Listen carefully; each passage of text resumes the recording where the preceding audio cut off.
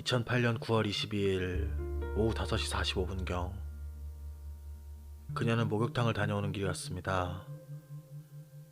잠시 후 집에 도착해 현관문을 열고 들어가면서 평소처럼 집에 와 있을 딸의 이름을 불렀습니다.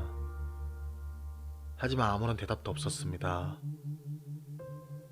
바로 그때 딸의 방에서 한 낯선 남성이 뛰쳐나왔습니다.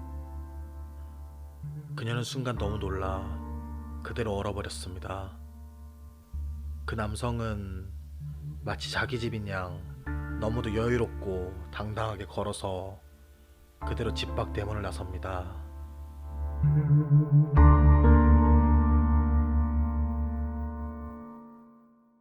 믿기지 않는 상황에 그대로 굳어버린 그녀는 아무 말도 못하고 그 남자가 대문을 나가는 것을 지켜보기만 했습니다. 그러다 정신을 차려 소리를 지르자 그 남자가 곧장 골목길을 뛰어 달아났습니다. 그녀는 강도를 내쫓았다는 사실에 안도했지만 이내 곧 가슴에서 피를 흘리며 걸어나오는 딸 최모양의 모습을 보게 됩니다. 그녀는 곧바로 119에 신고해 딸을 병원으로 옮겼지만 단 3시간 10분 만에 최양은 숨을 거두고 맙니다. 경찰은 바로 수사에 나섰습니다. 당초 경찰은 단순 살인사건으로 판단합니다. 최양이 평소 옷차림 그대로 흉기에 찔려 사망했기 때문입니다. 그러나 부검 결과 소량의 정액이 체내에서 발견되자 경찰은 범인이 최양을 대상으로 성폭행을 하는 과정에서 어머니가 집에 들어오자 우발적으로 살해한 것으로 판단합니다. 이에 경찰은 동종 전과자 700여 명을 대상으로 DNA 대조를 합니다. 그러나 일치하는 사람이 없었습니다. 한편 경찰은 주변 CCTV를 확보해 분석합니다. 그 결과 최양 집 앞 제과점에 있는 불법 주차 단속용 CCTV에 30-40대로 보이는 범인의 뒷모습이 잡혔습니다. CCTV 속 범인은 다리를 절뚝이며 도주하고 있었습니다. 또한 사건 현장에서 채모도 하나 발견합니다. 채모를 분석한 결과 범인의 혈액형은 B형으로 드러납니다. 그리고 당시 범인이 도주한 골목길에는 2명의 목격자가 있었습니다. 최양의 집 대문 앞에서 폐지를 줍던 남성은 범인이 태연히 계단을 걸어 내려와 대문을 나온 뒤 골목길을 뛰어 달아났다고 진술했습니다. 그리고 골목 주변 상인은 한 남자가 바지를 추스르며 계단을 내려오는 것을 봤다고 말합니다. 경찰은 범인의 DNA와 CCTV 그리고 범인의 얼굴을 직접 본 목격자까지 확보했기 때문에 범인을 금방 잡을 수 있을 것이라 예상했습니다. 그러나 시간이 지나도 범인은 잡히지 않았고 추가 제보들도 혼란만 가중시킬 뿐이었습니다. 최양의 집 옆 옥탑방에 살던 한 남성은 동네에 살고 있는 미얀마 출신 외국인 노동자가 범인이라고 진술했으나 검거의 DNA를 대조해보니 일치하지 않았습니다. 그렇게 50여 건의 제보가 있었지만 아무런 성과가 없었습니다. 경찰은 끝내 범인을 검거하지 못한 채 수사본부를 해체했고 아직까지 이 사건은 미제로 남아있습니다. 조금 더 범인을 추정할 단서는 없을까요? 범인은 어떻게 최양에게 접근했을까요? 최양의 시점에서 사건을 조금 더 들여다봐야겠습니다. 사건 당시 집안 컴퓨터는 전원이 켜진 채였습니다. 컴퓨터에는 최양이 메신저에 접속해 친구들과 대화를 나눈 기록 외에는 아무런 사용 기록도 없었습니다. 이 기록을 통해 최양이 사건 당일 오후 4시 20분 학교를 마치고 집에 와 컴퓨터를 켰으며 메신저를 통해 잠시 친구들과 대화를 나눈 후 머리를 손질하러 잠시 미용실에 갔다는 것을 알아냅니다. 이후 오후 5시 20분 메신저 쪽지 기능을 이용해 친구와 대화를 나눈 것이 드러납니다. 친구는 10여 분 정도의 시간이 지난 후 최양의 메신저에 부재중 표시를 봤다고 말합니다. 당시 컴퓨터 메신저들을 사용해 본 분들은 아시겠지만 일정 시간 동안 컴퓨터에 아무런 입력이 없으면 자동으로 부재중 표시로 바뀌게 됩니다. 아마도 쪽지를 주고받는 도중 범인이 접근해 범행이 가해졌고 그렇게 컴퓨터에 아무런 입력이 없이 시간이 흐른 것으로 추정됩니다. 그리고 최 씨의 어머니가 목욕탕에서 집에 돌아온 시각이 오후 5시 45분이었습니다. 즉 이 20여 분 사이에 범행이 이루어진 것입니다. 그렇다면 범인은 어떻게 침입했을까요? 당시 최양의 집 구조를 보면 대문으로 들어가 3층까지 계단을 올라가서 현관까지 걸어가야 하는 구조입니다. 범인은 혼자 집으로 들어가는 최양을 보고 범행 대상으로 정했을 것입니다. 또한 최양이 직접 문을 열고 들어가는 것을 보고 집에 아무도 없다는 것도 파악했을 것으로 보입니다. 이후 담을 넘거나 간혹 여러 집이 사는 경우 대문을 열어두는 경우도 있으니 직접 대문을 통해 들어갔을 수도 있습니다. 남는 의문은 현관문입니다. 문을 강제로 연 흔적은 없으니 경우의 수는 두 가지입니다. 문이 잠겨져 있지 않았거나 최양이 열어준 경우입니다. 습관처럼 혹은 그날만 깜빡하고 문을 잠그지 않았을 수 있고 아니면 초인종 소리에 바로 엄마라고 생각하거나 범인이 택배 배달원이나 가스 검치원으로 위장했을 수도 있습니다. 이제 정보들을 모아 범인의 모습을 추정해봐야 합니다.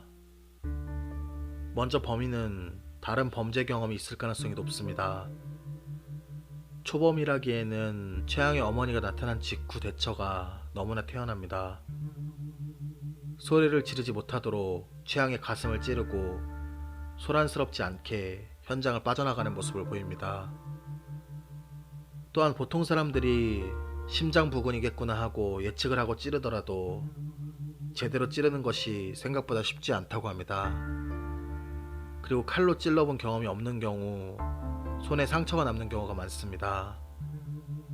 하지만 범인은 정확히 심장 위치에 칼을 단 한 차례 찔렀으며 13cm 깊이로 박힌 칼은 마지막 끝 3cm가 심장을 찔러 과다출혈로 최양을 사망에 이르게 했습니다. 이를 볼 때 범인은 칼을 다뤄본 적이 있는 경험이 있을 가능성이 높습니다. 또한 범인은 최양이 집이 있는 주택가를 잘 알고 있을 가능성이 높습니다. 사건 당일 범인은 범행 대상을 물색하려고 의정부 녹양동 주택가 일대를 배회하고 있었을 것입니다. 그렇다면 범인은 그렇게 멀지 않은 인근에 거주하고 있을 가능성이 높습니다. 하지만 여기서 의문점이 하나 생깁니다. 인근에 사는 전과자라면 용의선상에 오르지 않았을 리가 없습니다. 범인은 어떻게 용의선상에 오르지 않을 수 있었을까요? 이에 대해 저는 범인이 외국인일 수도 있지 않을까 생각합니다. 의정부 인근 도시인 양주와 포천은 외국인 근로자가 많은 지역 중에 하나입니다. 외국인 근로자라면 용의선상에 오르지 않고 전과 이력도 조회되지 않습니다. 더구나 불법 체류자라면 더욱 남아있는 기록이 없을 것입니다. 또한 최양 집 옆 옥탑방에 살던 남성이 확신에 차서 범인을 동네에 살고 있던 미얀마 출신 외국인 노동자라고 지목했던 것을 보면 비슷한 외모의 외국인 남성을 보고 착각했을 수 있다고 생각합니다.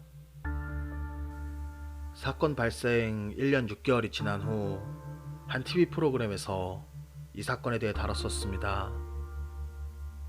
당시 방송에서 경찰은 이런 말을 합니다. 범인이 언젠가 잡힐 거라고 보고 있다. DNA가 확보되어 있기 때문에 이 범인이 제3의 범행을 해서 DNA가 일치되는 상황이 되면 검거가 될 수 있을 거라고 봅니다. 물론 맞는 말입니다. 우리나라는 2010년부터 12개 유형의 강력범죄를 저지른 범죄자의 DNA를 수사기관의 데이터베이스에 반영구적으로 보관하도록 되어 있습니다.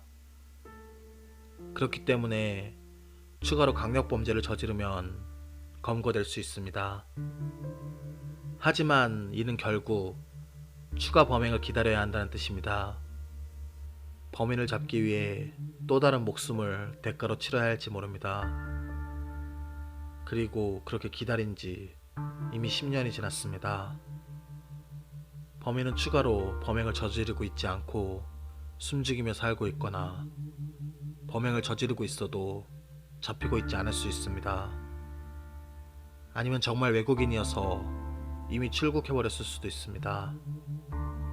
유가족은 최양에 대해 그리고 사건에 대해 사람들의 기억에서 사라지는 것이 제일 두렵다고 말합니다.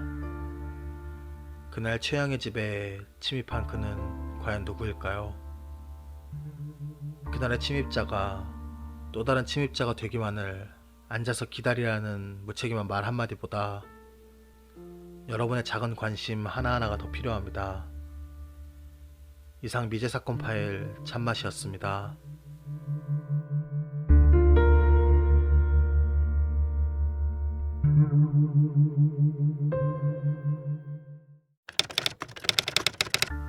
수사 당시 배포된 몽타주에 대해 유족들과 목격자들은 불만이 많았습니다. 그들의 의견이 제대로 반영된 몽타주가 아니라는 것입니다. 그래서 최초 목격자인 최양의 어머니는 최면을 통해 범인의 얼굴을 기억해내 따로 몽타주를 만들었습니다. 하지만 경찰은 몽타주를 수정해주지 않았습니다. 뒤늦게 다른 얼굴로 몽타주를 변경하면 수사에 혼선을 줄 수 있기 때문이라고 합니다. 한편 일부 전문가들은 최면을 통해 만든 몽타주가 신뢰성이 매우 떨어진다고 지적합니다. 무의식 속 아예 다른 얼굴이나 선입관들이 개입했을 수 있기 때문입니다. CCTV에 찍힌 범인의 도주 영상의 가장 큰 특징은 범인이 다리를 절뚝인다는 것입니다. 하지만 도주하는 범인을 목격한 사람들은 범인이 다리를 절뚝였다는 진술이 없습니다. 따라서 도주하다가 넘어져서 순간 통증 때문에 절뚝이는 모습이 CCTV에 찍혔거나 수사에 혼선을 주려고 일부러 절뚝이는 신용을 했을 수 있습니다. 범인은 대체 왜 다리를 절뚝였을까요? 이상 뒷이야기였습니다.